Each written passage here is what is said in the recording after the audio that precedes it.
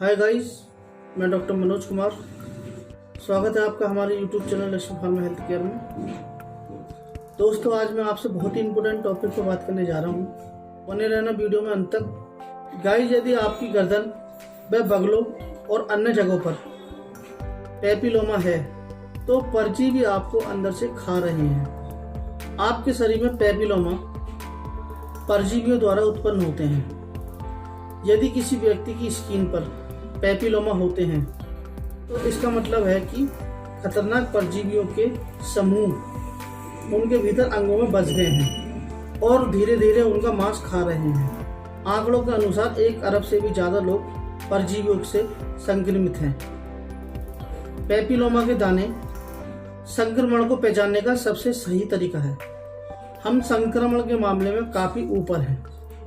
बेहद खराब पारिस्थितिक अधिकारियों की निष्क्रियता और लोगों के प्रति उदासीनता के कारण हर साल लाखों लोगों की परजीवियों के वजह से होने वाली बीमारियों के कारण मर जाते हैं। यदि आप मृत्यु प्रमाण पत्रों को देखते हैं तो आपको वहां परजीवियों के कारण कोई मृत्यु दिखाई नहीं देगी।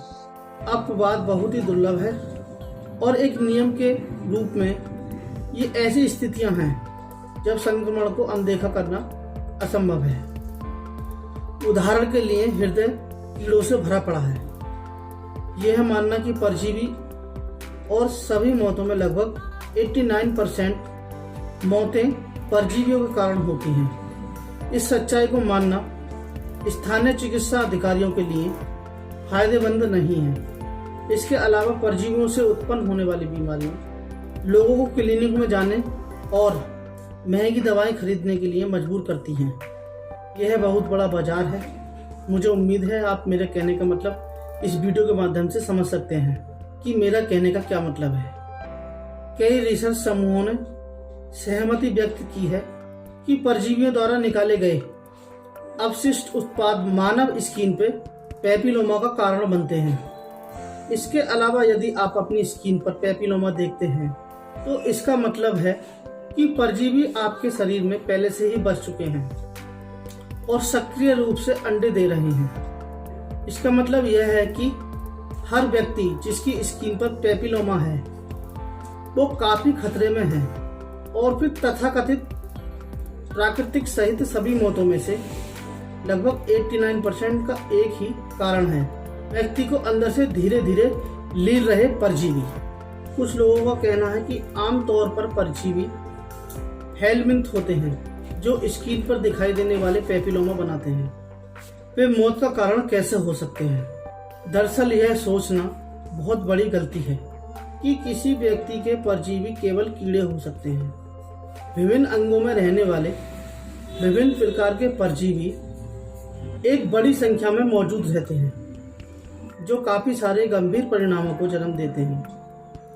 कीड़े या खास तौर से हेलमिंथ तो काफी ही खतरनाक होते हैं। वे आंतों को बिल्कुल नष्ट करके उनमें सड़न पैदा करते हैं जिसका बहुत ही भयानक परिणाम होता है। वैसे यहाँ तक कि हेलमिंथ को खोजना और खत्म करना बहुत ही मुश्किल है। उनके साथ हजारों परजीवी हैं जो आपके लीवर, मस्तिष्क, फेफड़े, रक्त और पेट में रह सकते हैं और उनमें से लगभग सभी घातक हैं। उनमें से कुछ तुरंत आक्रमण रूप से काम करना शुरू कर देते हैं और शरीर को नष्ट करना शुरू कर देते हैं। दूसरे परजीवी जब तक नजर नहीं आते, जब तक कि उनकी संख्या इतनी ज्यादा ना हो जाए कि शरीर उनका मुकाबला ना कर सके, इसलिए व्यक्ति की मृत्यु हो जाती है। ये काफी घातक समस्याएं दिल का दौरा, कैंसर, ट्यूमर और लीवर का गलना, नेफ्राइटिस, गुर्दे का गलना आदि का कारण बनते हैं। लेकिन साथ ही मैं आत्मविश्वास से कह सकता हूँ कि व्यावहारिक रूप से हर कोई परजीवी से संक्रमित है। उनमें से ज्यादातर का पता लगाना बेहद ही मुश्किल है और जब एक परजीवी संक्रमण के नतीजे दिखने लगते हैं तो डॉक्टर उन्हें खत्म करने की कोशिश करते हैं। यहाँ तक कि पोस्टमार्टम के दौरान परजीवियों का पता लगाने के लिए खास परीक्षणों की जरूरत होती है। कम से कम उनमें से ज्यादातर के लिए पैपिलोमा ही एकमात्र जाना माना लक्षण है जो मानव शरीर में एक परजीवी संक्रमण की निशानी दर्शाता है। मैं आपको सैकड़ों केसों के बारे में बता सकता हूँ, लेकिन शायद मैं उन उदाहरणों पर फोकस करूंगा जो खास तौर से परजीवियों के खतरों को दिखाते हैं। एक केस हुआ था जो अंत में सब कुछ ठीक हो गया था। एक रोगी को कभी कभी पेट में दर्द होने की शिकायत रहती थी। जांच से पता पड़ा कि उसकी पूरी आंत कीड़ों से भरी पड़ी है। उन्होंने एक सुरंग जैसी खोद दी थी। सड़न की प्रक्रिया शुरू हो चुकी थी और व्यक्ति पूरी तरीके से सेप्सिस यानी सड़ जाने के करीब था। ऑपरेशन से आंतों का वह हिस्सा हटा दिया गया था, कीड़ों को साफ किया गया था और गल गए ऊतकों को हटाया गया। गहन देखभाल के 1 सप्ताह बाद रोगी को बेहतर महसूस होने लगा। ऐसा ही केस एक और देखा गया जिसमें गर्भाशय के अंदर परजीवियों का समूह। दुर्भाग्य से उन्हें हटाना अब संभव नहीं था क्योंकि परजीवियों और उनके लार्वा ने गर्भाशय को पूरी तरीके से भर दिया था और इसे कई गुना बढ़ा दिया था।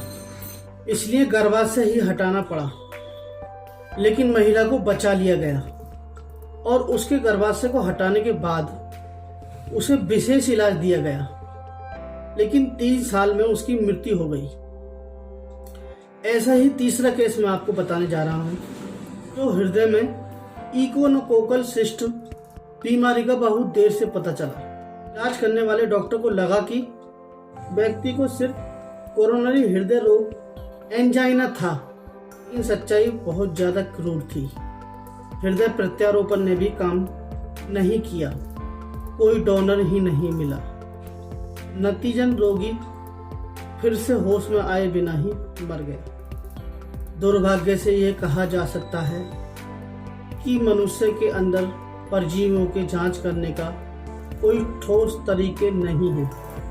कुछ हद तक यह बहुत प्रकार के जीवी जिनमें 2000 से अधिक प्रजातियों को जाना जाता है और कुछ की पहचान करना काफी कठिन भी हो जाता है।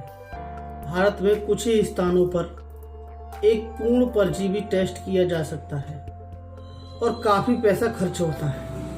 पैपिलोमा, सांसों की बदबू, एलर्जी, चकत्ते, आंखों से पानी आना, बहती नाक, जोड़ों और मांसपेशियों में दर्द, घबराहट, नींद की कमी, आंखों के नीचे काले घेरे और भूख की कमी।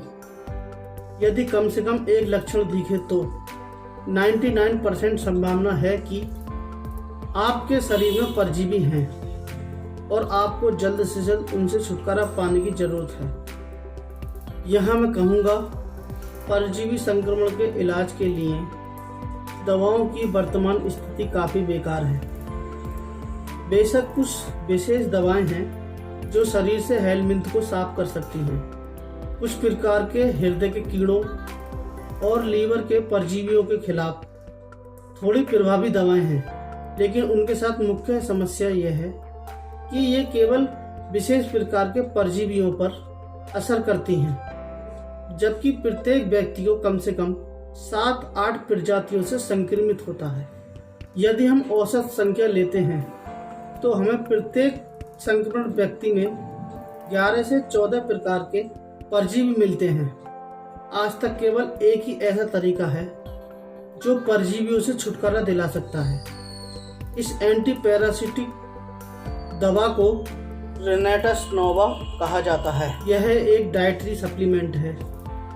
इसके सेवन से 90 से 99% तक परजीवियों की पूरी श्रृंखला के खिलाफ काम करता है। तो गाइस, आज के लिए इतना ही। अगर आपको ये वीडियो पसंद आई हो तो लाइक करना, शेयर करना, channel Lakshmi pharma health care को सब्सक्राइब कर देना। मिलते हैं अगली वीडियो में अगले किसी टॉपिक के साथ। तब तक के लिए जय हिंद, जय सुभाष।